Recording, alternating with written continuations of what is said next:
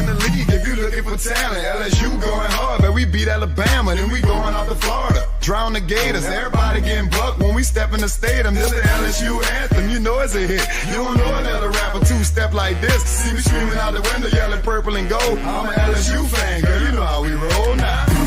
Back and back it on up. Hey, back and back it on up. Hey, back and back it on up. Hey, back and back it on up. Hey, way down in the back. TA, we are live on game week, Zach. It's stinking game week already. I really can't believe it. I mean, this summer has blown by. Fall camp has blown by. And here we are less than a week away. Days away from yet another big-time Game 1 opening matchup for the LSU Tigers. Going on the road, true road game at Clemson, Zach. It don't get much bigger than that. I mean, the Texas-Ohio State game can rival it. We'll rival it this weekend. I mean, those two games, that's as big as it gets. Yeah. LSU, Clemson, Ohio State, Texas. Massive matchups this weekend. The first weekend lineup is juicy. Obviously, You got LSU, Clemson. You got Ohio State, Texas. You got Alabama, Florida State. You got Miami, Notre Dame. You got Tennessee, Syracuse. Baylor, Auburn on Friday. It's a lot of really, really good games to open the season. It's probably the best week one we've seen in a while. Quite some time. And of course, LSU's right in the mix of it. No tune-up. 5 straight. Let's hope it's not 6. Let's just hope it's not 6. Obviously, we'll talk about the Clemson game this episode because it's time, guys. It is literally time. Zach, it's also time for Friday Night Football, and I have started my devotions with the Itawamba High School football team, Itawamba Agricultural High School football team. And now that I drive a bus, I'll be one of their bus drivers as well to the game. Okay. So I'll give them their pregame meal sermon, and make sure they make it to the game. But point of me saying that was one of my devotions with them this week was from Ecclesiastes 3, where King Solomon was saying there is a time for everything. There is a time to live. There's a time to die. There's a time to love. There's a time to hate. There's a time to build up. There's a time to break down. There's a time for war. And there's time for peace. And it's time for the football season. It is time. And here we are. Playing that in there. I can't believe it, but it really is time. It is upon us. It's go time. It's go time. It really is. You get so few opportunities, it feels like, with football. It's like, golly, you want everyone to count. So it's like, it's so hard to start the season yet again against such a tough opponent. And Zach, to be honest with you, if you look at these season openers from the last 5 years, this is probably the hardest one. It is. This is probably the hardest stinking one. It is the hardest one. Gosh. If you weren't going to say anything, I was going to say it myself. I don't think it's even really arguable. It's not debatable. This game on Saturday night at 6:30, it's the hardest opening season game out of the last 6 for sure. Yeah, it's brutal. But you know what's so crazy, Zach? You know what is so crazy? I remember I was in high school. It was my sophomore year of high school. I stinking remember the day they announced this home and home against Clemson. I remember it. Okay. And I remember thinking, man, this is going to be so cool. And now here I am going, God, it's going to be cool. Like, it is going to be cool. As a football fan, I mean, it just doesn't get better. I mean, you're literally talking about probably the two best returning quarterbacks in all of college football matching up week 1 in Clemson Stadium. All the potential in the world for both of these teams. Like, it is very stinking cool. But you're like, God, you want to get an off LSU the right fan, foot yeah, so you just bad. want, you just like, man, just want to win. Just want to win. I do remember this home and home being announced several years ago, and here we are. The time is now, and so we're going to preview that game clearly, and we're going to wrap up our position group preview to finish as well. That will be kind of where we start. The last thing, skill players position, all the skill player positions on the offensive side of the ball, and then we will give you our season predictions as this is the last episode before we officially enter the season. So we got to give those final predictions as we always do for the season. So we would also love, I see Tyler's already in here, Ryan's already in here. Man, what a comment. There is a time to go 1-0. The time is now. The time is now. It is. Time to go 1-0. Man. I really hope so. I really hope so. But hey, guys, Tyler, Ryan, y'all go ahead. Start throwing in. Give us your thoughts on Clemson. Give us your thoughts, season predictions. There's Dad. Dad's in here. Dad, give us Clemson preview thoughts. Give us season prediction thoughts. Y'all go ahead and start throwing those in there.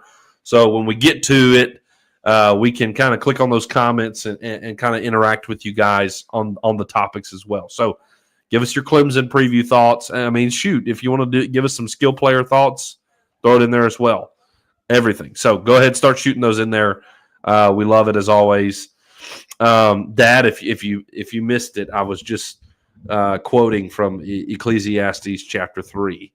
Quoting King Solomon about the time for everything, and now the time is here for football season, as it always comes on the glorious Labor Day weekend.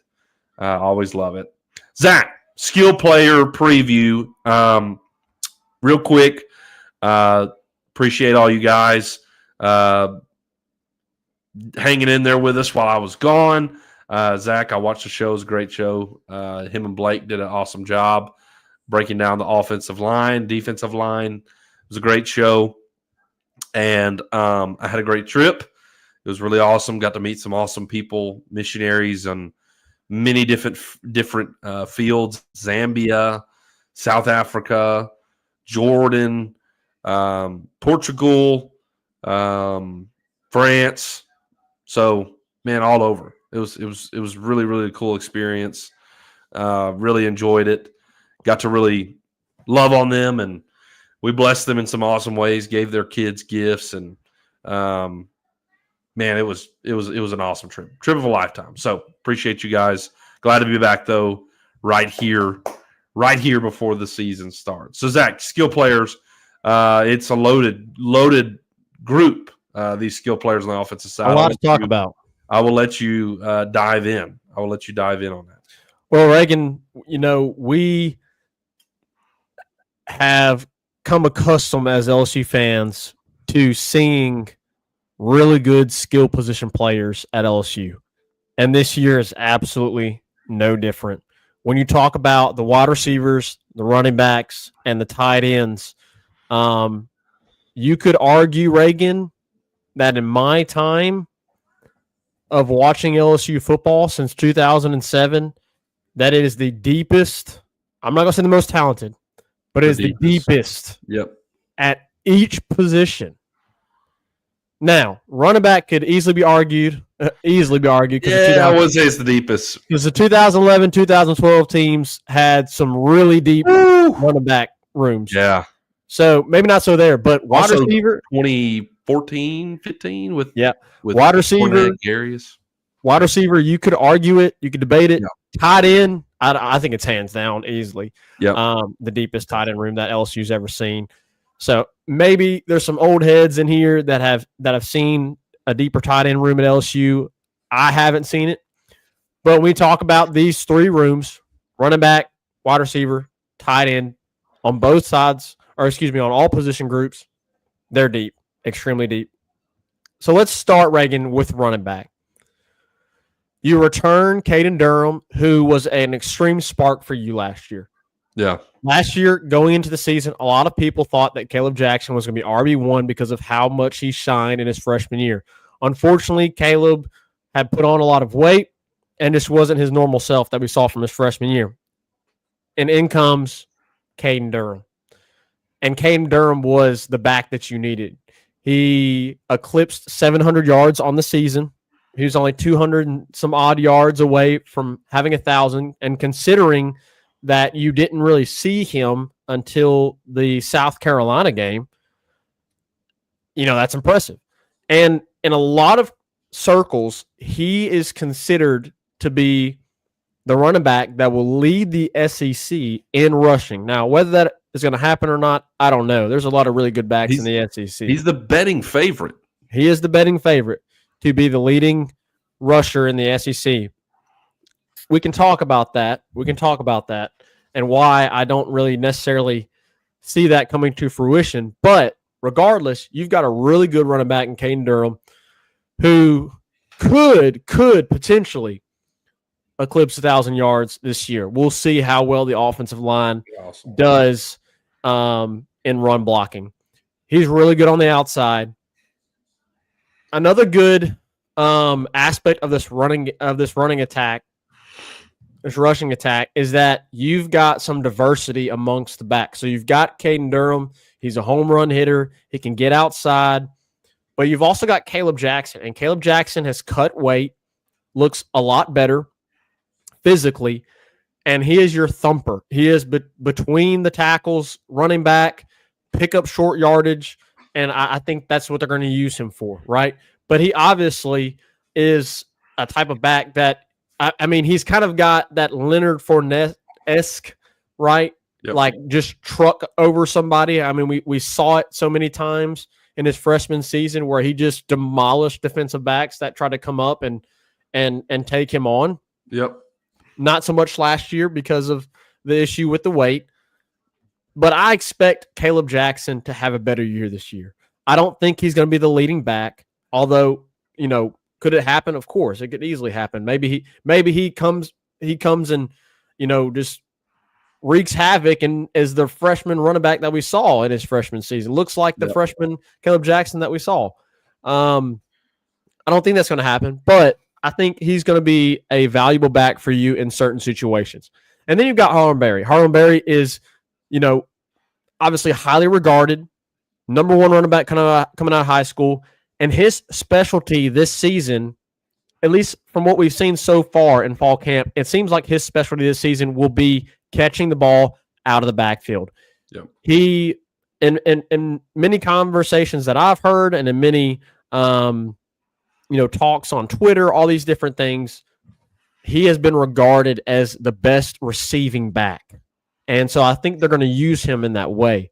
But he also can be a home run hitter for you. So you're deep at running back. You've got different types of style of back between these three guys. So, and then also, Reagan, we can't help come on, to forget Juwan Johnson. Yes. Juwan Johnson is going to be I think play a pivotal role in this backfield, and it's going to look, we've seen Juwan Johnson go in the Wildcat. We've seen him catch passes out of the backfield. We've seen him just, get carries. So you've got four guys. They're going to be real creative with Juwan. They're going to be extremely creative. He's going to be kind of your specialty back, right, with some certain situations, interesting play calls with him. So red zone. You've got four guys, Reagan. And that's a lot of guys, and they're all talented. They all have their role that they're going to play. But I'm excited to see this running back room. The question is, will they have the holes to be able to break away and gain yardage? That's going to be the biggest question. I think you'll have it on the outside with Caden Durham. I'm not so sure if you'll see a whole lot of it with Caleb Jackson because of the struggles that LSU's had on the offensive line so far through fall camp. That's going to be a time will tell type deal. So, but I think he's going to be that guy that's going to be a short yardage back, and Juwan Johnson especially back, and Harlan Berry catching the ball out of the backfield. So, like when LSU lines up and it's an obvious passing down, you're going to see Caden Durham, and Harlan Berry that are going to go in. I think because Caden Durham has had some success in pass blocking. I'm not sure, honestly. I haven't heard or seen anything in regards to how well Harlan Berry has done as far as pass pro. But I think when you get in certain situations where you're going to have to pass, you're going to see those two guys, and specifically Harlan Berry, get opportunities out of the backfield to catch the football. So running back's going to be interesting, Reagan, with so many different guys. But Reagan, I just want to say, what is kind of your take so far on the running back room and all those different guys? That's really going to be what you see. You're not really going to see anybody else. So you're going to see those four guys, and that's to be expected. So Reagan, what's your take so far on this running back room? Well, I also wanted to say you're going to need all four. I mean, you look at last year's room, and man, you looked at last year's room, and it felt deep too. I mean, you look back and you go, okay, we had Josh Williams, we had Caleb Jackson, we had John Emery, and then you had this cat who was highly recruited out of Duncanville, Caden Durham, right? And you're going, man, this is a really solid group. The veteran Josh Williams, the young guy Caleb Jackson, who sparked last year, John Emery, who's finally back, who's going to prove himself, wants to prove himself, and it didn't quite click at USC with Josh or Caleb, and John Emery took the ball and was the only one finding the creases and the only one running the ball. And everybody was like, man, John Emery. And then, of course, the devastating injury in practice the very next week after the USC game, tears his ACL. Just heartbroken for John Emery. I'm glad he's playing one more season. I hope he has a fantastic season, by the way. But you lose him. Caleb Jackson just kind of falls into the shadows. Just never gets going last year. And just a couple games in the season, you're going, okay, it's Josh Williams, and here's Caden Durham. And you saw him flash against South Carolina and flash against UCLA, and you're like, okay. And Caden Durham was your guy for the rest of the year. And Josh Williams was kind of that veteran presence to do things that need to be done, like pass block, because Josh Williams, phenomenal. And Josh Williams is the epitome of what you want when you're pass blocking from a running back. So with that being said, you're going to need all four. I mean, it easily could turn into you have one guy who has an injury. Another guy kind of peters off, and you're down to two guys. So it's important that you have all of these guys. Like, it really is. But for me, I'm so stinking pumped for Caden Durham. I really think he's gonna break. I think he's gonna have a breakout year. I really do. I think he's gonna be a star on this team. I mean, last year it was hard for you to run the ball, and he was the only guy doing it. He was the only guy able to do it. This year, they've really, really honed in on it. Do they do it a little bit better? If they're a little bit better at run blocking, what can Caden Durham do?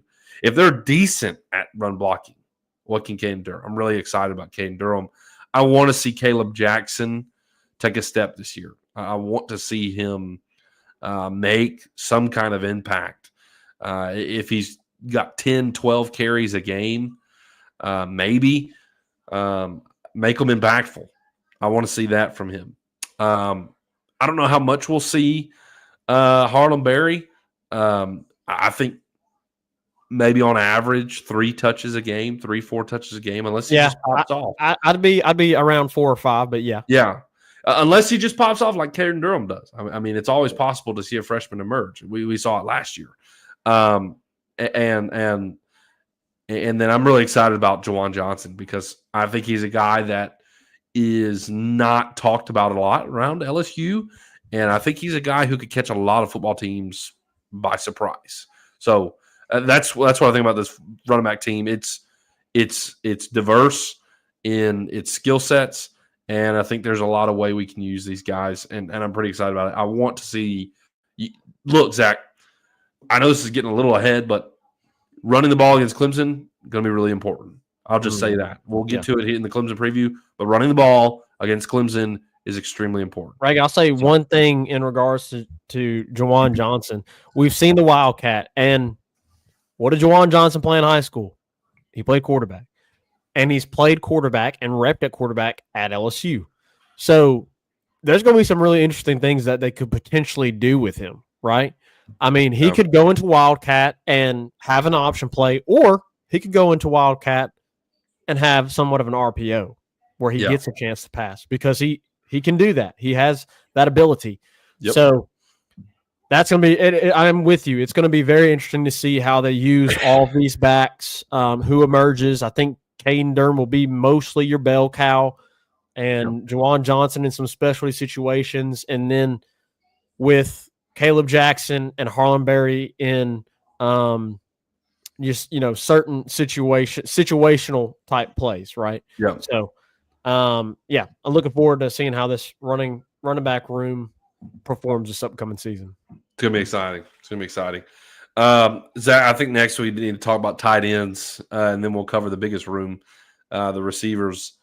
Tight end wise, Zach, you were saying it's maybe the deepest. I think I wouldn't argue with that. I mean, a couple of years ago, you thought it was good with Mason Taylor, Trades Green, and Pimpton. You thought it was pretty good. But I think the guys you have right now with Bauer Sharp, Trades Green, and Donovan Green, I think you're going to – J.D. LaFleur. And J.D. LaFleur. I think you're going to get more production from all the guys than you would have. Like Mason Taylor, like the only guy really getting production, right? Like, Trades had moments of impactfulness, right? Like I think he didn't even have 15 catches on the year, but of the catches that he had, 3 of them were touchdowns, right? So like it was clear he was a role player. I think he takes a step up. Bauer Sharp's obviously going to have a big role. Donovan Green maybe the lesser in on that, but I still think he's going to play a lot, especially when it comes to blocking. He's a big dude, physical dude, and people forget Donovan Green was a highly recruited tight end out of high school. One of the best tight ends rated out of high school when Jimbo Fisher signed him in that class. So he's no one to sleep on, that's for sure. So don't forget about Donovan Green in that room. I think he can make an impact here and there as well. So I think, Zach, to your point, I think production-wise, the 3 of them will produce more than any group we've probably seen as LSU fans. Yeah, I would agree. And you think about the different sets that they can run, in 12 personnel when you've got 2 tight ends out there. We've even seen there's been times where they've run 3 tight ends out there, one that's blocking and, 2 that are able to clip guys and then go out for on a route. So, and you think about just the mismatched nightmare that Trades Green is in the red zone. I mean, you're going to see Trades when LSU gets into the red zone, you're going to see Trades a lot. You're going to see him a lot. I think that there will be a lot of opportunities for Bauer Sharp as they're getting a drive going. But when you get into that red zone, right? When you get into that red area, you're going to see a lot of Trades Green. You're going to see a lot of Trades Green, and absolutely so, because you saw last year what he could do when you got in the red zone, right? Yeah. I mean, all of his big moments were moments in the red zone. Yeah. So I'm excited about this tight end room as well, Reagan. It's I would again say that it is, from my knowledge, the deepest that the tight end room has ever been. It is. Yeah. You mentioned Mason Taylor, but like you said, kind of a one-man show with Trades having some moments. You've had guys, like Thaddeus Moss, but really was the only guy there. You had I'm going blank. The guys on the 2007 season, you had two tight ends, Dickerson and I'm going blank on the other guy. Boy, Dickerson. Ryan or Al or somebody else in here is going to have to help us out. Maybe TT. Was it Dickerson? What year was Dickerson? 2007. Oh man. Yep. On that 2007 team, you had two tight ends. I mean, Foster Moreau was an awesome tight end too. Foster Moreau. But, yep. Mostly a one-man show whenever he was there. But so yeah. Anyways, you've got Edwards. Thank you, TT. Edwards. But Mason Taylor is the most productive tight end in LSU football history. Period. You're not gonna have somebody have a Mason Taylor type season. Like you're not. I think it's going to be more spaced out, sharing the ball, sharing the love, if you will, with all these guys. I think Donovan Green's going to probably see more of a blocking role, and Trey and Bauer Sharp will be more of a pass catching role. Although we have heard and seen interviews where Trey has talked about during the offseason working so hard on blocking with Alex Atkins. Yes. So this room is definitely elevated, right? You don't have a Mason Taylor, but you've got a group of guys that altogether talent-wise is a weapon, right? Yep. That you can use in this offense. And I think you're going to see a lot of different plays that are catered to these tight ends, to these guys. So, Reagan, they're going to definitely be a force to reckon with and a weapon that is used to attack with this offense. But I think the best weapon you will have is going to be your wide receivers. No doubt. Dude. This wide receiver group, Zach. Wide receiver you, man. Wide receiver you. It is. In the last decade, for sure. For sure. You have had so much talent. Decade and a half, really. You've had so much talent. And it's come in pairs, right? It's come in pairs. You look back to like Ruben Randall, LaFell, and early Doucette, those kind of guys. And then you kind of moved, early 2010s, you had Odell and Jarvis, and then you had Gage Russell. Odell and Jarvis was like 11 and 12. Right, early 2010s. Oh, yeah. And then you had, golly, I'm drawing a blank on his name, DJ Chark, Russell Gage, Travon Durrell, those guys. And then, man, it just like the pairs got really good, obviously, with Justin Jefferson, Jamar Chase, and then obviously the latest, Malik Neighbors, BTJ. And then guys sprinkled in there that have just been really good throughout. But I don't think there's ever been a group this talented, this many numbers. I mean, Zach, the numbers thing for sure. The talent-wise, I think overall you were more talented. Yeah. There's definitely. I'm not saying these guys are more talented than those. I'm saying the amount of talent in numbers is a shot. I mean, you literally have 8 guys that could start at any other Power 5 school. Power 4. Yeah, Power 4. 8 guys. So, I mean, let's just go through it, Zach, really quick, and then we'll discuss them. Aaron Anderson, Xavier Thomas, Chris Hilton Jr., Nick Anderson, Barian Brown, Teston Hill, Kyle Parker. And then if you want to throw in, what's the one I'm missing? Teron Francis. Or Jelani Watkins. I would say Teron Francis right now would be the one. We're probably missing one in there somewhere. I mean, that is an unbelievable group. Unbelievable. Yeah. Aaron Anderson, Xavier Thomas, Chris Hilton Jr., Nick Anderson. That's what I'm missing. Nick Anderson, Barian Brown, Destin Hill, Kyle Parker, and Teron Francis, the man child. It is an embarrassment of riches. Nuss can throw it just about anywhere. I mean, he can throw it anywhere, and there's a talented receiver. And like running back, there's a huge diversity, right? Yes, between these guys. You've got Nick Anderson, who is the tallest in the room at 6'4". Tall dude. He's 210. Yep. A guy that was extremely impressive in his freshman year, freshman All-American at Oklahoma. Yep. You got Aaron Anderson, who broke out last year, right? Had a phenomenal year. You could say that he's probably your wide receiver one. Yep. Chris Hilton, who emerged late in the season after finally being healthy, take the top off type guy. Barron Brown, take the top off type guy. Destin Hill, your safety net over the middle.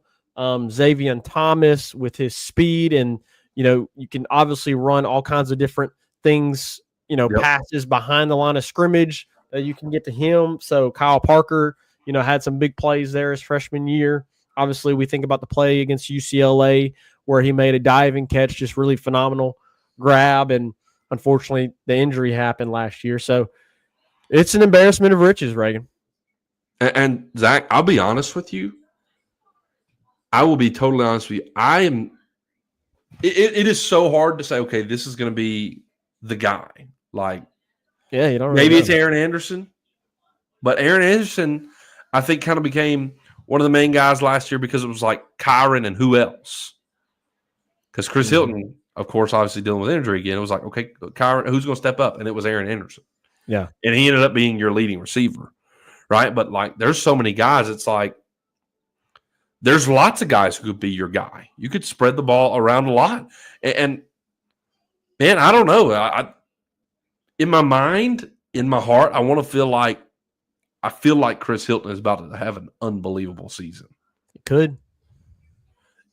If you listen to fall reports, follow the fall reports for the last 2-3 years, the guy in camp has been Chris Hilton.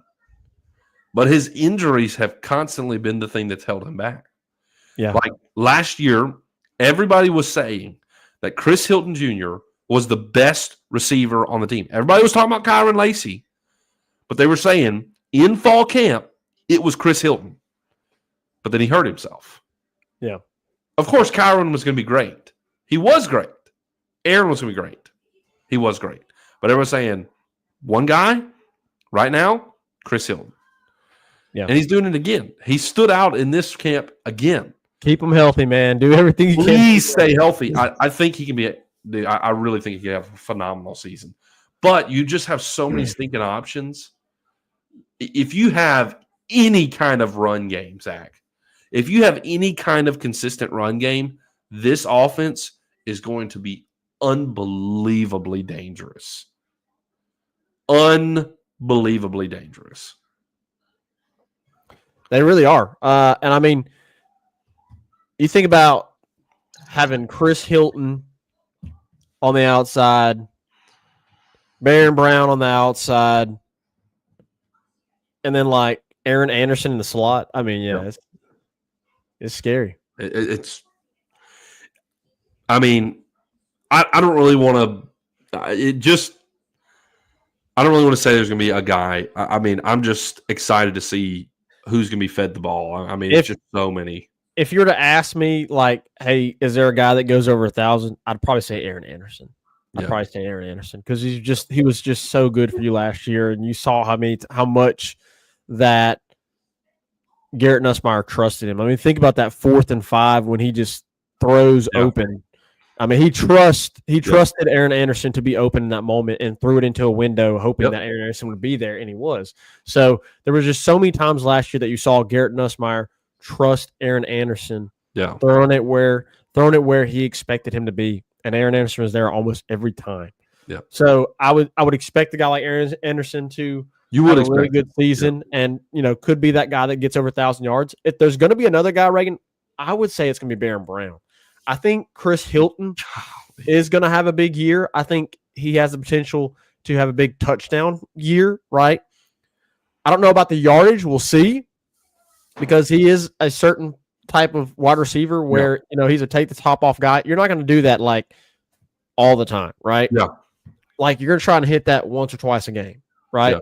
So is he a guy that gets you, 50, 60, 70 yards a game? Game-breaking plays. Yeah. Right. He's got like 3 catches, 4 catches, 5 catches, or like 4 or 5 targets with 3 to 4 catches and a touchdown and 50, 60, 70 yards. Yeah. But Aaron Anderson, I think he's going to continue to be the go-to. I really do. And I think Barian Brown has also become kind of that. We'll see how Aaron Anderson looks coming off of the small slight injury that he's been dealing with so far throughout camp. How healthy is he? We've been told by Brian Kelly that everybody's a full go, except for some small stuff here and there. So how healthy is Aaron Brown? He's a go, but how much does that injury affect him here in game 1? And so, you might see a little bit more of the other guys here in game 1 as Aaron Anderson seems to still be recovering a little bit from this small injury this nagging injury that he's kind of dealing with.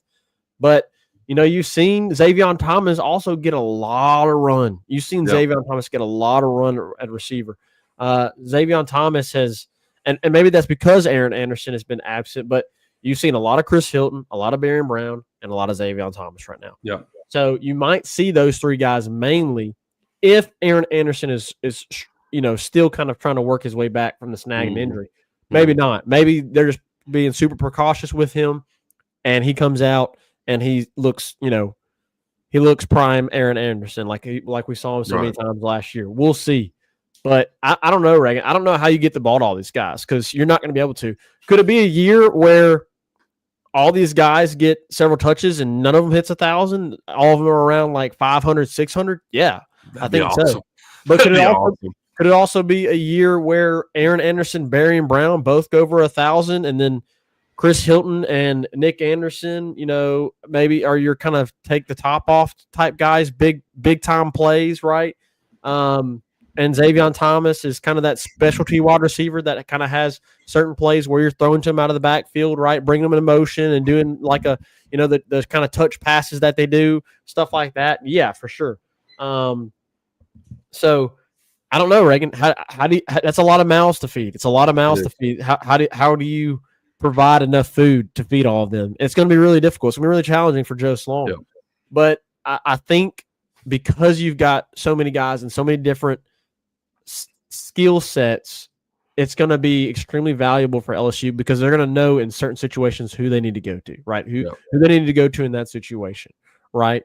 So, and there was times last year where you couldn't do that. Like you didn't have a take the top off type guy, right? You didn't until Chris Hilton was there late in the season, but you didn't have anybody like that until Chris Hilton got healthy again. You try to get Kyle Parker to kind of be that guy, and then boom, he gets injured. So you both of your guys that you tried to use as the stretch the field type guy, they were injured last year for the majority of the season, right? Chris Hilton coming on late and Kyle Parker getting some run early, but then getting injured. So anyways, Reagan, but yeah, I mean, you trust Garrett Nussmeier, right? And I know we're talking about skill position players. There's really no reason to discuss the quarterback room, really.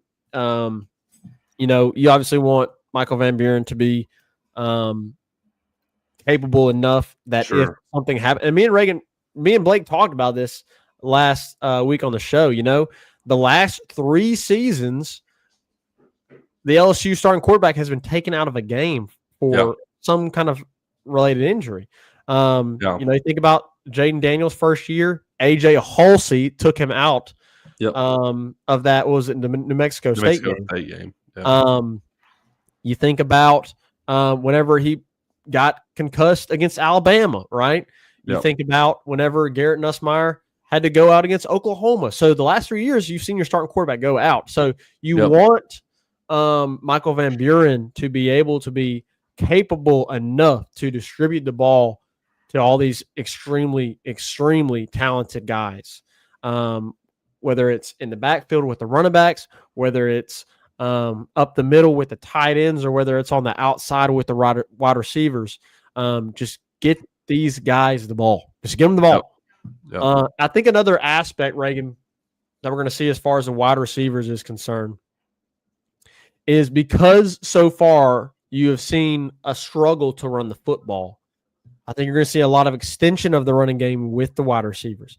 And that's why I think Xavier Thomas is going to get a lot of opportunities. You know, especially if you're not able to run the football, right? If you're not able to run the football, you're going to see a lot of opportunities with guys like Barian Brown and Xavier Thomas, who are speedsters, to have some sort of extension of the run game. So, you know, it's not just a, you know, typical, you know, it potentially may not be just a typical passing team like you saw last year. It may be more of an extension of the running game where these receivers are really having to carry a huge weight of the load of the offense. So we'll have to wait and see, Reagan. It's going to depend, and we'll discuss that here in the Clemson preview, but it's going to really depend on your offensive line. Yeah, definitely. And we need to move into the Clemson preview because we're already 43 minutes in. I know. We can take a quick break. Yeah, definitely. We'll hit a quick break real quick. We got comments in here for the Clemson stuff we'll have to get to here in just a moment. Clemson preview right after this. 5-Star Hero, your intro and outro music for the Tigers Avenue show. They ain't ready for that LSU.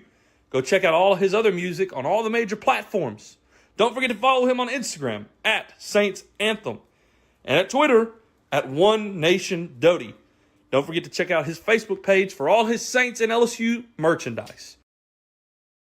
Can't get any better than Sarah Klein Stevens, attorney at law.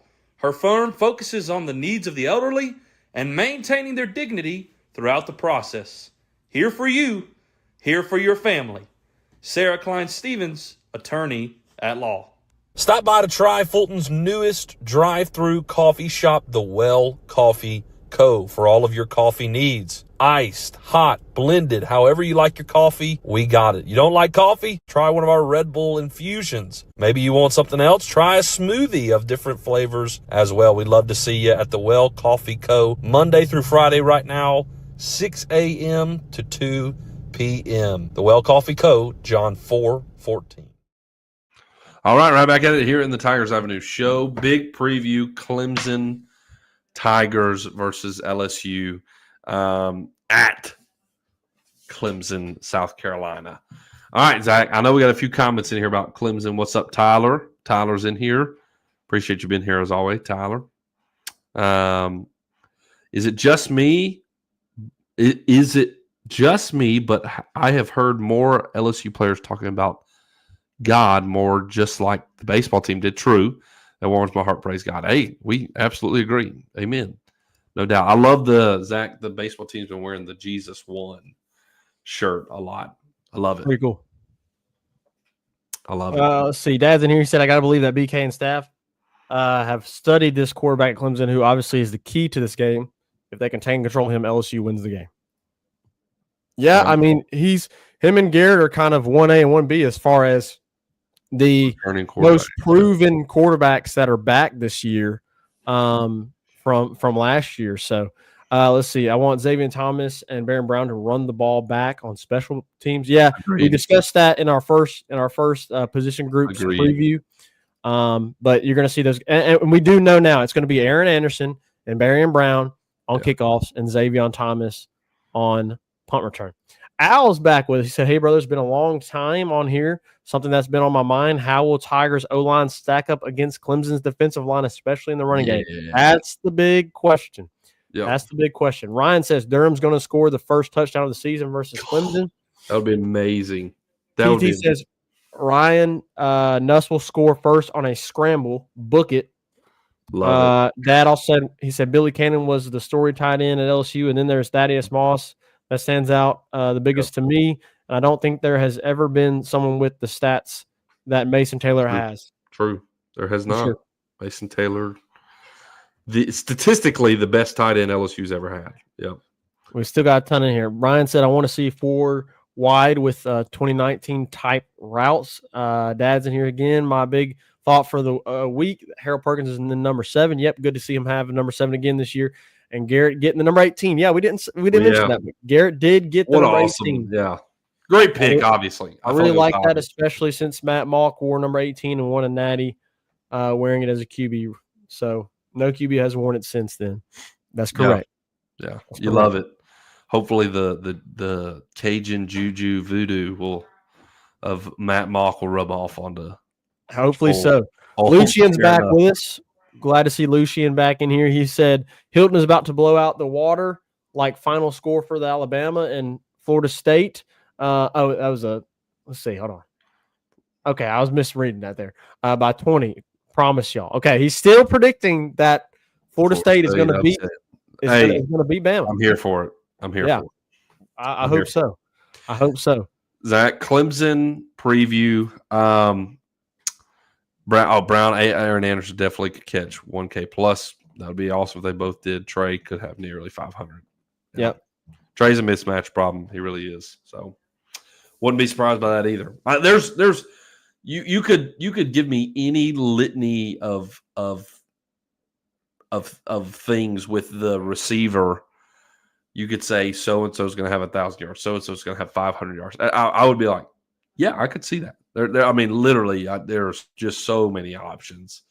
If you told me, hey, Chris Hilton's going to have 1,000-yard season, okay. Aaron Anderson's going to have 1,000. Yeah. Nick Anderson, yeah. It just none of that would have surprised me whatsoever. It's just plethora of just an embarrassment of riches there. It's amazing. Clemson, this feels similar to the USC game where there's so many similarities. I'm not saying it's similar to the USC game as in like the matchup is similar. It's similar as in there's so many parallels between the team, like Cade Klubnik and Garrett Nussmeier, probably the two best returning quarterbacks in all of college football. Two teams that really need to make a statement win off the rip here. Two teams that kind of struggled last year. Guys, honestly, Clemson favored from an ACC schedule. They really had a similar season to LSU. Lost 3 regular season games, really snuck into the playoffs because Syracuse upset Miami in the final week of the season, putting Clemson into the ACC championship instead of Miami. And who do they get to play in the ACC championship? SMU. And obviously they had an automatic bid, played Texas, and Texas really kind of dominated Clemson. So Clemson, to me, really was not a playoff team last year, but benefited from an ACC, playing in the ACC and automatic bid. And so they snuck in there. LSU and Clemson had a very similar season last year, kind of underwhelming. It was Cade Klubnik's the difference is this is Cade Klubnik's 3rd year. Last year was his 2nd year, and they were expecting a lot, and he was good at times, but at times people were disappointed in him. Excuse me, swallowed wrong. But it's there's so many matchups that you want to look to. Zach, I think the one that everybody's going to talk about is the one Big Al pointed out is that the O-line of LSU against the D-line of Clemson. LSU's biggest question mark is offensive line. You replaced all those starters last year, including the number 4 draft pick, Will Campbell, right? A top 5 pick talent. What is the offensive line going to look like? That's the big question mark. But on the other side, Clemson has TJ Parker, Peter Woods, 2 first-round picks, most likely in this upcoming draft after this season. And everybody's going, oof. Are they going to protect Garrett Nussmeier enough for him to get the ball to all these weapons? Are they going to be able to move this line enough in order to establish a run game? That's why that's the biggest question. If LSU can establish a run game, they can start getting the ball to these weapons in the receiving core. So it's so crucial that LSU is able to keep Garrett Nussmeier upright and give Caden Durham in this running back room some holes in order to get a consistent run. Because here's the reality, Zach. Another matchup you want to talk about, AJ Terrell's little brother, he's pretty good in Clemson's secondary, but he's probably the only really solid player in their secondary. Their safety's very questionable. Guys like Barry Brown and Chris Hilton could have big games against Clemson. They're susceptible to allowing guys getting behind them. Also, you look at last year, teams who ran the ball well against Clemson won. Teams who ran the ball against Clemson last year really well. And it was the better teams that they played. Teams. Georgia, they didn't quite get 200 yards. I think it was like 170 something. But South Carolina beat them, rushed for over 200 yards. Louisville beat them at Clemson. Louisville beat them at Clemson, rushed for over 200 yards. Yep. So Georgia, South Carolina, Louisville, Texas rushed for near 300 yards. Who was that? Texas rushed for near 300 yards. Guess what? All four of those games, the teams who ran the ball well against them were the teams who beat them. They are susceptible to allowing the run game to get going. Okay? That's why this offensive line is the biggest question, Zach. It's the biggest thing for this game. It really is. So that's the biggest matchup for me. You hate that. My gut wants to pick LSU, but it's at Clemson. And I don't know if this offensive line, I mean, Zach, you literally have Brian Kelly telling you this week you might see a rotation at a few spots on the offensive line, the guard. You may see Paul Mubinga rotate in, DJ Chester rotate in, right? Cohen Eccles. Carius Kern. You don't love to hear that. You know, he was, he kind of spun it positive, right? He was like, it's a good thing at times, too, to rotate players. It's okay for offensive line to do that. But, right, historically speaking, you want your five guys, right, who don't move, who are consistent, who are always there working as a unit. Will Campbell, Emory Jones, Garrett Dellinger, and Miles Frazier never rotated last year. Nope. There was an injury. There was no rotation, right? So that concerns me. I would feel okay. I would feel a lot better if this team got a tune-up against La Tech game 1. But you don't. This unit, who supposedly isn't totally solidified, has to go on the road at Clemson against arguably one of the best defensive fronts in all of college football. It makes me nervous. It's a tall task, Reagan, and it is. And I said this last week with Blake. There's been some people that think that we're going to be able to run the ball better than we did last year, and to be honest with you, I don't really see that. You're replacing a first rounder, a second rounder, and two guys who had a ton of veteran leadership for you and just a ton of starts for you last year, and you couldn't run the ball then. No, you couldn't run it then with those guys. No. So what makes you think you're going to run the ball with a true sophomore who's going to be a starter for the first, obviously he started the bowl game, but our first full-time starter at left tackle, a first full-time starter at right tackle. You've got experienced guys at center and at right guard. Yeah. But they're coming over. They're coming over from the ACC and the Big Ten, right? So, or is it? Yeah, Big Ten. Yeah. So, does that translate? That's gonna be a big question. It's a Power Four school, right? That they're coming from, right? Virginia Tech and Northwestern, Braylon Moore, Josh Thompson.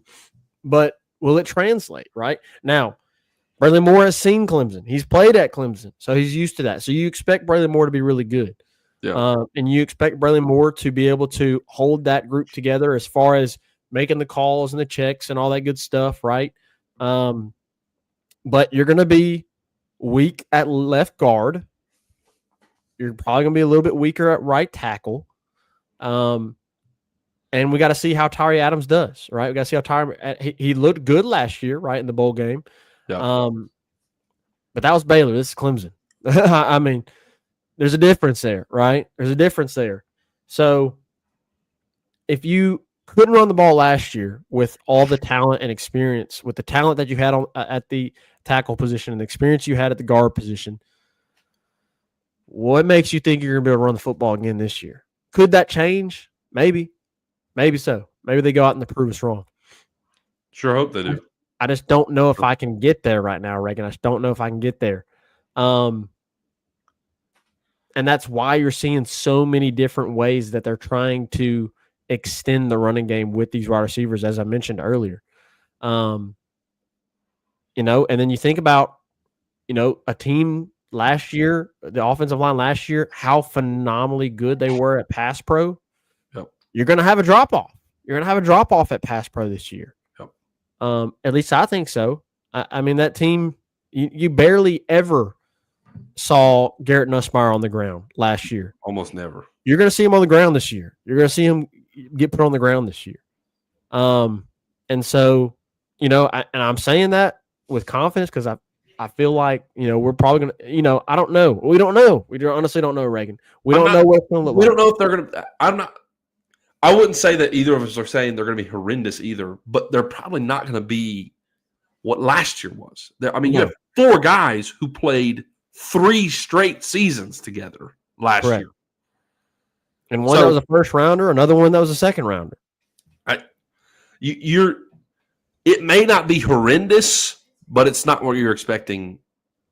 It's not what you got last year. And last year running game wasn't even the best. So it wasn't the best. It was bad. It was bad. Last in the SEC.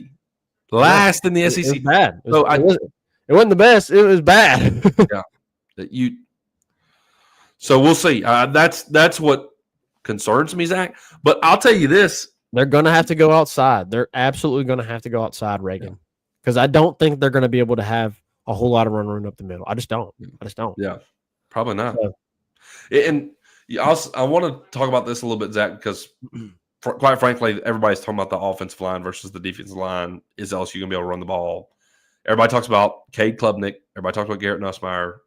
They talk about Peter Woods, TJ Parker versus LSU's offensive line. That's been all the conversation. Correct.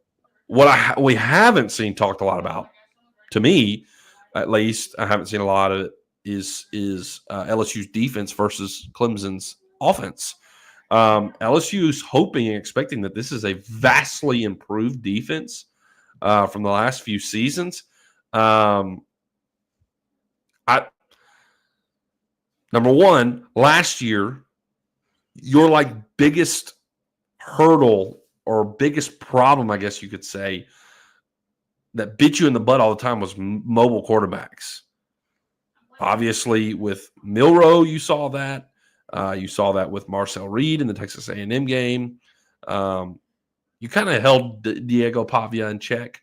You saw with the North Sellers at the South Carolina. North Sellers, that's right. The 75-yard run. So Cade Klubnik is not he's very much a dual threat quarterback. Dude can move. So has this defense improved enough in order to keep Cade Klubnik in check?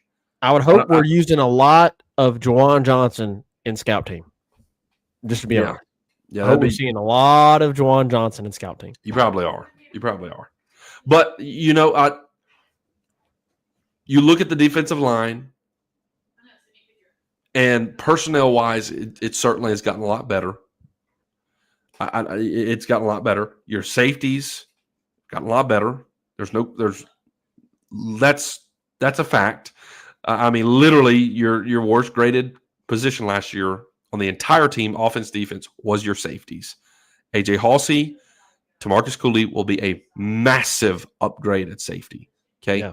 So in terms of blowing these kind of plays, allowing quarterbacks to just rip massive runs off, you're hoping AJ Halsey and Tamarcus Cooley don't do that. I don't think they will. So I think, I'm not saying it's going to be perfect or great, but I think our ability to keep Cade Klubnik in check running is going to be a lot better. You may not see the huge, massive 75-yard. Yeah. Exactly. You may see, or Jalen Milroe running all over us. Yeah. You may see a 10, 15-yard pickup here and there, but you're probably not going to see that really big, game-changing, long play, right? No, because your defensive line is a lot more improved, and your safeties are a lot more improved. Also, you've got, our DBs have all, like, we've been complaining that we're not DBU anymore. Okay, you went and signed the number one DB in the nation in DJ Pickett. Everybody wants to see him, but you also went in the portal and did some great things. You earned Ashton Stamps, who's now a veteran player on this team. He's going to be there. You got Mansour Delane, probably the best DB in all the portal. Jaheim Jackson as well. So you got a really solid group of DBs that you think are going to be another massive step up from the previous 2 years, like safety. And they get a good test. Again, right off the rip. Wesco and Antonio Williams, two really solid wide receivers for Clemson. They're going to test Delane, and they're going to test Stamps early on. I think Pickett, by the way, Pickett's going to play a good bit in this game. I think you'll see all those guys. P.J. Woodland, pretty excited. I'm excited about P.J. Woodland. But here's good news, Zach. Here's good news. Mansour Delane played these guys. Yep. He's played these guys. Played them last year. So that helps. It really does. He's seen Cade Klubnik. He's seen Brian Wesco. He's seen Antonio Williams. I'm excited to see that. Here's another great thing. Your defensive front has vastly improved. You've got Whit Weeks, Wes Weeks, and Harold Perkins. And Clemson supposedly trying to figure out who's going to be the running back still. Right? Yeah. They don't have Shipley. They don't have Phil Maffa. Like, supposedly one of the freshmen that they've signed might be their best guy. And supposedly he's been really good. He's been popping. But still, he's a freshman, game one, playing against LSU. So, where you look at LSU's offense and you're like, golly, you got TJ Parker and Peter Woods you got to deal with this offensive line. Are we going to be able to keep Garrett Nussmeier upright in order to get the ball to these players, who are so stinking good in our wide receiver group? Are we even going to be able to run the ball? Are we even going to be able to? You look on the other side and you're like, well, maybe LSU's defense, maybe they can hold Clemson's offense in check. And this is why both teams are probably looking at right now going, are we going to be able to run the football? I think both teams are asking that question right now. And so that is why we're previewing this game. Here's my prediction. That's why I think it's going to be a really stinking close game. I think it's going to be a really close game. It's game one. It's, we can make the comparisons, right? Like Klubnik is back for another year. Garrett Nussmeier is back for the year. They're both the best probably returning college quarterbacks in college football. All the talent, all the blah, blah, blah. It's a new team. Both teams are new. It's a new season. It's game one against a very good opponent. Whether you're Clemson or whether you're LSU, it's the first game of the season. There's no knocking the rust off against La Tech, right? You got to go play Clemson. You got to go play LSU. I think both teams will make mistakes. I think both teams will try and find their rhythm. So that's why I think it's going to be close. And both teams will be figuring out what they got. Exactly. Both are going to be trying to figure out what's working, what's rolling. And so it's going to be a tight ball game, but I'm going to give the edge to Clemson because they're at home. And I trust Clemson's offensive line more because now they do have an injury to their star offensive line, but the rest, like their offensive line as a whole is more veteran, more experience together than LSU's does. I think it's a close game. I think Clemson edges it out because it's at Clemson and their offensive line is a little bit better than LSU's. So I'm going to give the edge to Clemson. Unfortunately, I think it's going to be 6 straight. Yeah, I would unfortunately also agree with you. I'm picking Clemson in this game. I hope we're both dead wrong. And I'm going to be shouting for the Tigers at the top of my lungs and rooting them on.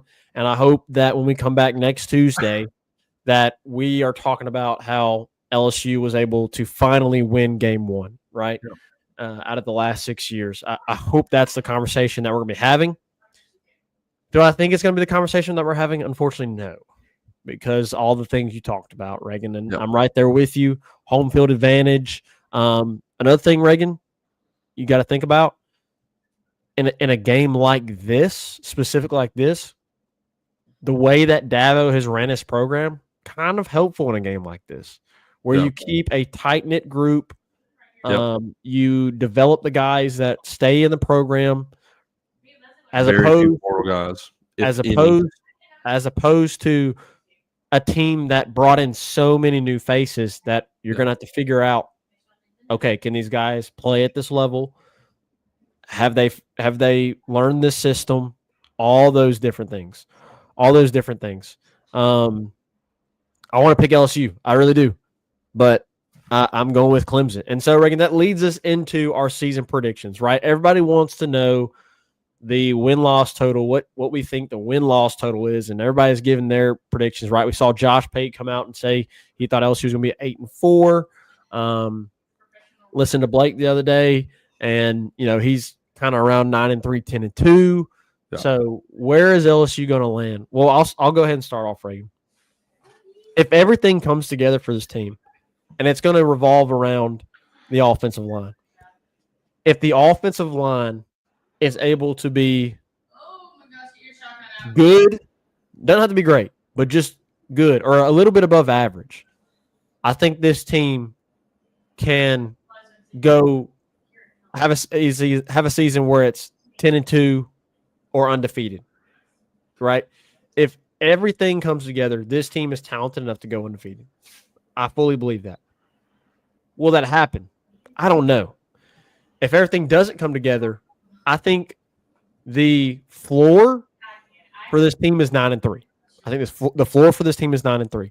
I don't necessarily see a scenario where LSU could lose 4 games. I could be dead wrong, right? Last year I came on here and I said, your ceiling is 10-2, your floor is 8-4.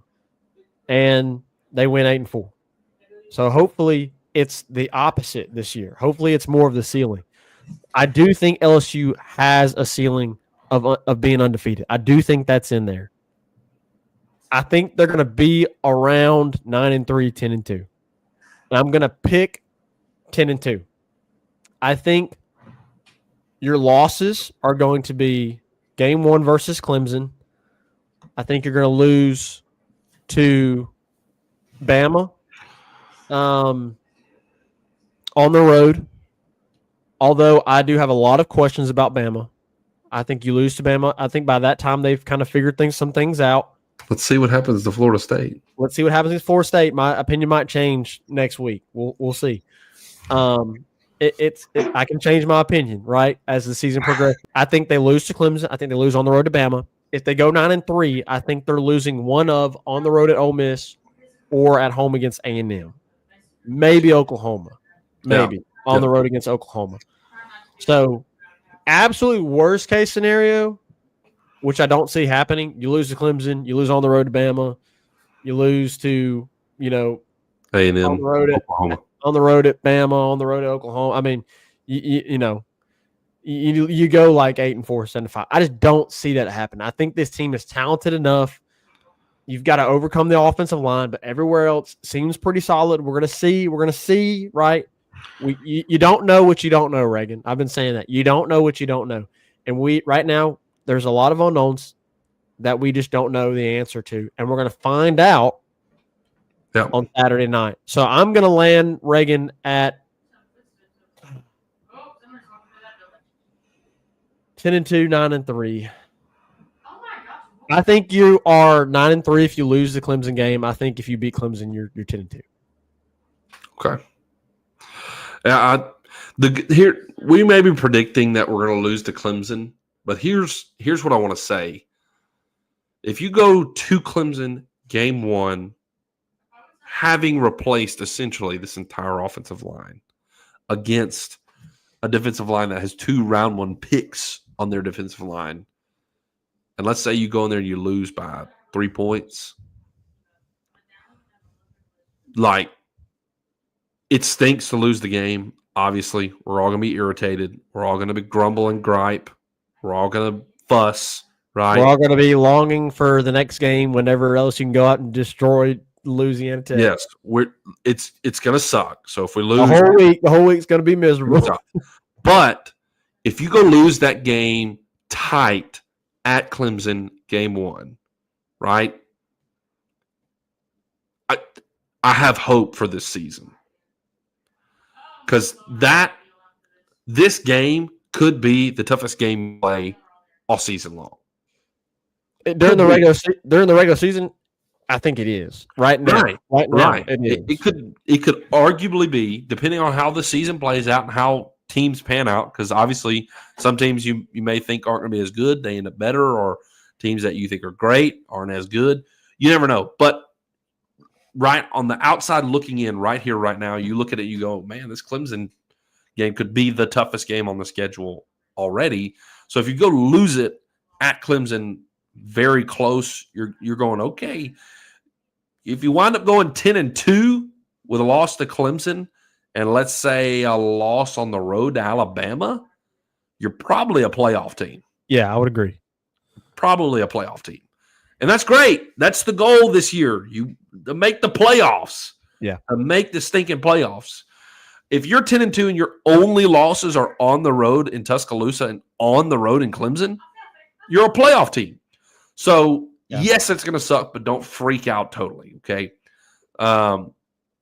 The season isn't melting, right? It sucks to continue to lose your opening game, but again, you can't be captive of the moment season as a whole. You play a whole season, you play all 12 games for a reason.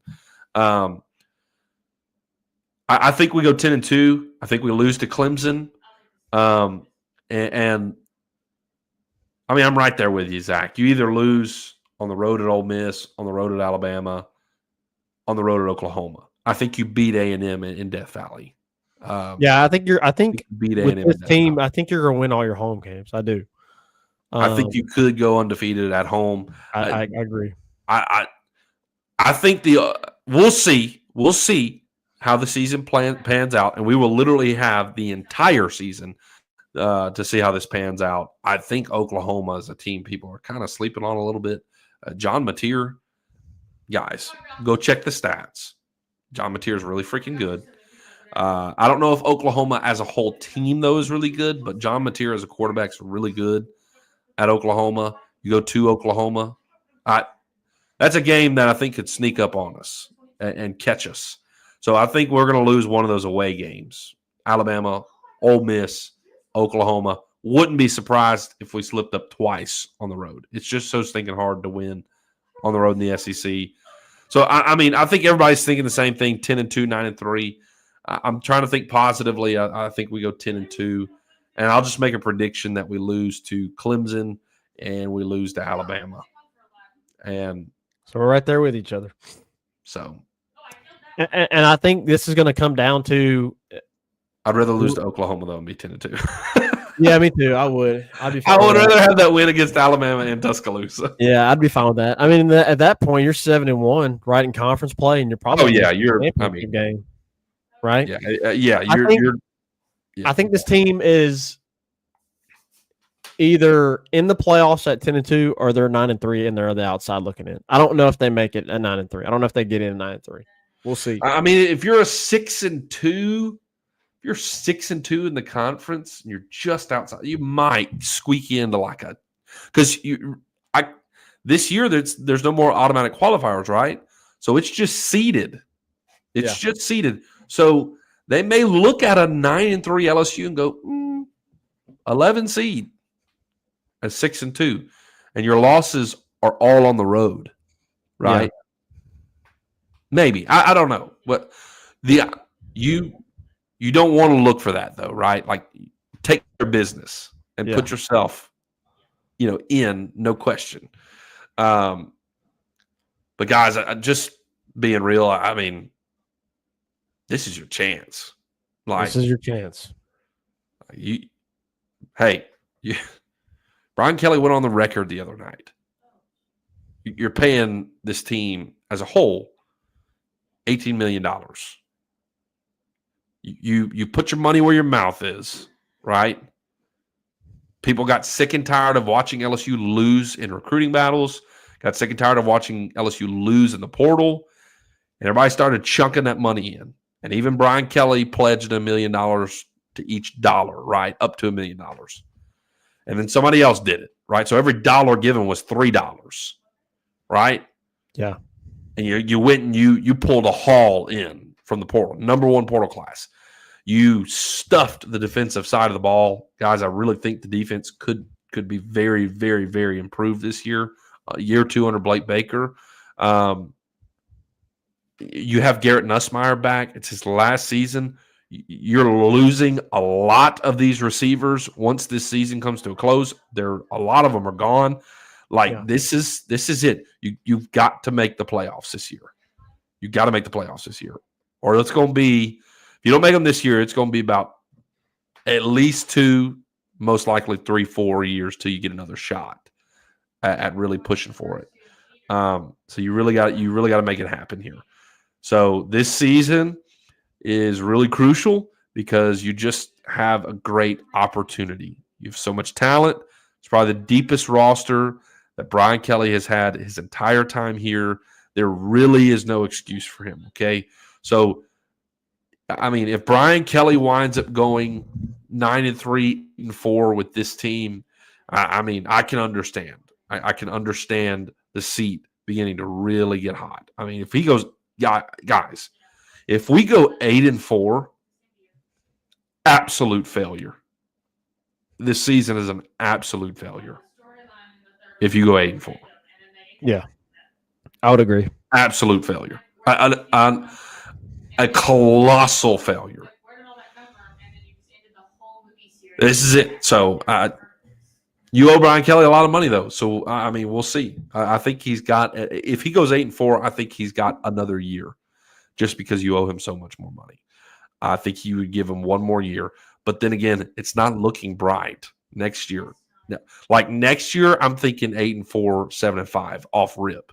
Obviously, we don't know what the portal looks like or anything like that, what players return, what players don't. Right, but like the outlook for the next season is like let's find a good bowl game. Right? And y'all know I don't like bowl games, but that's the outlook for the next season. Yeah. So this is it. It really is. It really is. Reagan, we got a couple more comments in here. Yeah, hit them. And we'll wrap it up, man. We do need to do our score prediction. I'm going to go LSU 27, Clemson 31. I'm going to go a little bit lower. As soon as I said that, I was like, it might be a little high. I'm going to go a little bit lower. I'm going to say Clemson 24, LSU 20. Okay. There you go. All right, let's see some predictions. Raid said, no good. LSU will win 31-24. Hey, look, dog. If we win 31-24, I'm good with it. Hop on the bus. That says LSU 27, Clemson 24. Oh, my gosh. That would be so awesome. Ryan says he thinks it's going to be a low-scoring game, 20-something to 20-something, low score. Dad says we're going 10-2. If he had to do a -1+1, he's going -1, so 9-3. Sure. Okay, about like everybody. Let's see. Ryan says 9-3, depending on the Clemson game. Could be 10-2 with a win. Okay, interested to see. So yeah, Lucian said we are going to playoffs. If we do lose to Clemson, we will still win the SEC. Okay. I can see that. I can definitely see that. Ryan says if you only lost to Clemson and Bama, you're 7-1 in the conference and you're in the SEC championship game. Probably so, unless you have two other undefeated SEC teams that are both. And I don't think not likely. Just being honest, don't think Bama's a bit overrated. I think Bama's a bit overrated. Yeah, I don't think Bama's going to the SEC championship game. Everybody's picking. A lot of people are picking Bama and Texas to go to the SEC championship game, and I'm like, you're picking Bama over Georgia? It's just history. It's history. Bad picks, honestly. Lucy, when I saw Josh Pate release Bama in the SEC, We will win the SEC. I love it. Ryan, Hey, confident. next year's 9 conference games too. So it's even more tough. It's even more tough. 7-5. Yeah, next year you're going like 7-5, 8-4. Yeah, Shoo. probably so. Woo. Yeah. Unless I'd be you happy. find a great quarterback. Yeah, unless you just go find some dudes all over the place. Or Michael Van Buren all of a sudden becomes. You're gonna have to pay again, like massive next year. But let's worry about this year, Reagan. Yep. Dad's saying SEC championship going to be Texas and LSU. That'd be so lit. That would be pretty cool. So lit. That'd be pretty cool. Think about that, Reagan. Right in the last year you won the national championship, you played Texas, and you played Texas in an early game, and Clemson in the national championship game. And this year you could play Clemson in an early game, and Texas in a championship type game, a championship game. Yeah, pretty cool. Pretty cool. Good. All right. Hey, it's been a great show. It's been a little bit longer, but hey, it's game week. We knew it was going to be a little bit longer. There's more to talk about. The season is upon us. Go read Ecclesiastes 3, 1-8, verses 1-8, just to get you excited for this game. Okay, there you go. Go read that. It's time. That's the point. It's time. There's a time for everything. It's time. Wise words of King Solomon. But he also said, Zach, all of this is vanity, right? LSU football don't mean anything. All this is worthless. All this is worthless. He's right. He's right. And look, hey, if we get killed by Clemson on Saturday, we're going to be going, all right. Yeah, this is worthless. all pointless. Yes, he was right. He was right. He was right. We have felt that feeling the last 5 years. Oh, man. I mean, I'm so excited. College football is just so stinking awesome. There's just nothing like it. There's nothing like it. And this weekend is loaded. I can't stinking wait. Zach, we're celebrating birthdays. The whole family's going to be together. We're going to be watching football together. It's going to be stinking awesome. I'm excited about this weekend. Good old times. Our entire family is coming together to watch this game. So maybe they bring this little good mojo going. All the family, all the siblings, mom and dad. So pumped. Our wives, Sierra's husband, all the grandkids, right? Our babies, they're all going to be there. We're going to be swimming, grilling out. And all you folks down in Louisiana, y'all going to hear us all the way up Mississippi if LSU wins this game. All the way from Memphis, Tennessee, or the tip of the sip. It's going to be rocking. It's going to be rocking. Oh, man. Zach. Okay, Zach, I mean, if LSU pulls off this win, we probably need to hit a dive in the pool. I'm probably going to hit a dive in the pool. Okay. Zach's got a new pool. We're going to be at Zach's house. If LSU wins this game, I'm probably hitting a dive. Probably hitting a dive in the new pool. Got to. We could jump in together. Be good. Absolutely. All right, guys. College football's here. Games Thursday night. Missouri's playing Thursday night. Auburn, Baylor Friday night, and then obviously all the big matchups this weekend. Man, really looking forward to it. Hopefully, it is just an amazing season for the LSU Tigers. They've loaded this roster up. It's talented. It's the deepest Brian Kelly's ever had. Let's hope it happens. Here's to the Tigers. Hopefully, they can pull off this victory against Clemson, and this season can get rolling on the right foot as compared to the last few seasons, right? We want to see it. So we'll see you next time here in the Tigers Avenue. We'll be discussing all the things that occur this weekend in college football world. And, of course, we'll be talking about the LSU Clemson game, recapping everything that happens in it as well. Appreciate all of you guys. Y'all been awesome tonight. Lots of comments, lots of interaction. Fantastic. We'll see y'all next time here after the Clemson game at the Tigers Avenue show. 5 Star here, days out.